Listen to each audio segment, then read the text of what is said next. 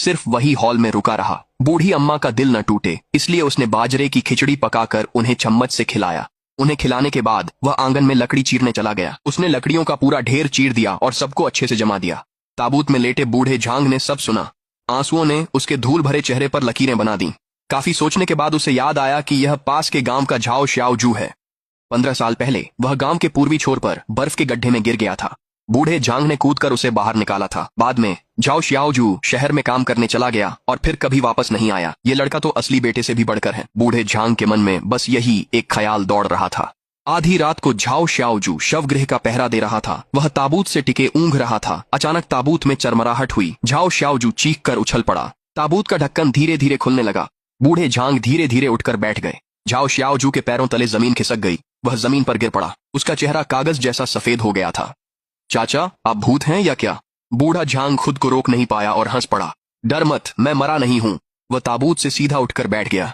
उसने ताबूत के नीचे छुपे हुए खाने में हाथ डाला और एक नीले कपड़े की पोटली निकाली। उसे खोलते ही 28 गड्डियां निकलीं, ठीक 2,80,000 और साथ में एक बैंक पासबुक भी थी। बूढ़े झांग ने 20,000 का छुट्टा झाओ श्याओजू के हाथ में वापस थमा दिया। फिर पूरी नीली पोटली उसके सामने सरका दी। श्याओजू, अब यह पैसा तुम्हारा है। झाओ श्याओजू के हाथ कांप रहे थे। चाचा, मैं यह कैसे ले सकता हूँ? यह तुम्हारी रिटायरमेंट की जीवन रेखा है। बूढ़े झांग ने उसे घूर कर देखा। मैंने कहा, ले लो तो ले लो। वे दोनों नालायक बच्चों को एक पैसा भी नहीं मिलेगा। तुम्हारा दिल अच्छा है बच्चे, तुम्हें पैसा देना उन्हें देने से लाख गुना बेहतर है। जैसे ही उसने बोलना खत्म किया, आंगन का दरवाजा जोर से खुला। बाहर से लात मारकर तोड़ा गया। झांग दा श्यांग, झांग एरलियांग और उनकी पत्नियां चारों पागलों की तरह अंदर घुस आए।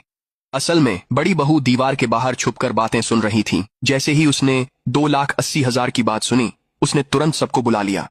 झांग दा श्यांग ने शोक सभा की मेज पलट दी। मुझे पता था बूढ़े, तुम हमें बेवकूफ बनाने के लिए मरे होने का नाटक कर रहे थे। झाओ श्याओजू ने गठरी को कसकर पकड़ लिया और ताबूत के सामने खड़ी हो गई।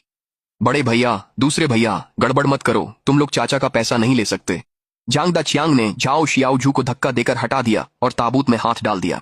उसी वक्त आंगन के दरवाजे पर कई टॉर्चों की रोशनी चमकी। गांव के मुखिया माँ 2 वर्दीधारी अफसरों के साथ अंदर आए। बूढ़े माँ के हाथ में कागजों का एक पुलिंदा था। उसका चेहरा बादलों की तरह काला था। झांग दा च्यांग, झांग एरलियांग, तुम लोग अब भी पैसे लूटने की हिम्मत कर रहे हो? 2 साल पहले जब बूढ़े झांग अस्पताल में थे, तुम में से एक ने उनका मेडिकल कार्ड चुरा लिया था और 18,000 रुपये निकाल लिए थे। दूसरे ने उनकी पेंशन खाते से 32,000 रुपये ट्रांसफर कर लिए थे। बूढ़े